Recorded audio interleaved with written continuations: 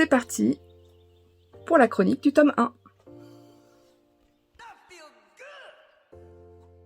Les enquêtes de Perséphone, tome 1, Crime d'avril, ne tient qu'à un fil.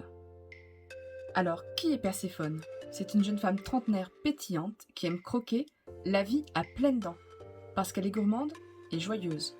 Seulement, elle est aussi très curieuse, ce qui ne tourne pas toujours les choses à son avantage. Surtout quand elle se retrouve mêlée malgré elle à une histoire de meurtre.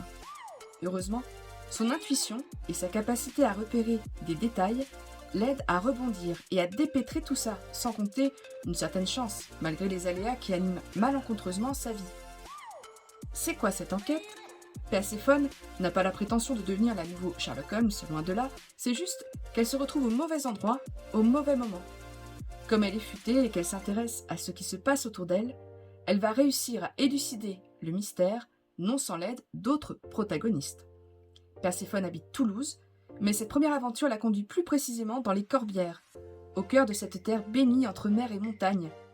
Invitée à découvrir un manoir surplombant la garrigue et les vignes locales, elle va se retrouver prisonnière du domaine aux côtés d'inconnus. Comment ne pas devenir parano lorsqu'un cadavre est retrouvé sur les terres de ce fameux domaine ? Espiègle et perspicace, Perséphone va tenter de tenir le coup. Et même si la peur et les doutes la tenaillent, il y a de la tendresse et de la romance dans l'air.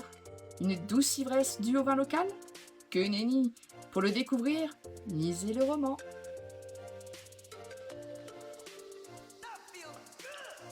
Quant à la plume d'Élodie Delpha, j'ai eu un vrai coup de foudre pour cette plume.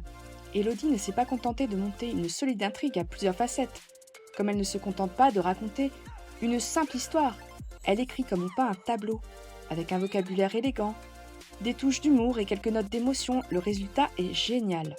J'ai tout de suite aimé ses phrases colorées, pimentées de descriptions et agrémentées de jolies tournures. Son texte est fluide et vraiment super plaisant à lire.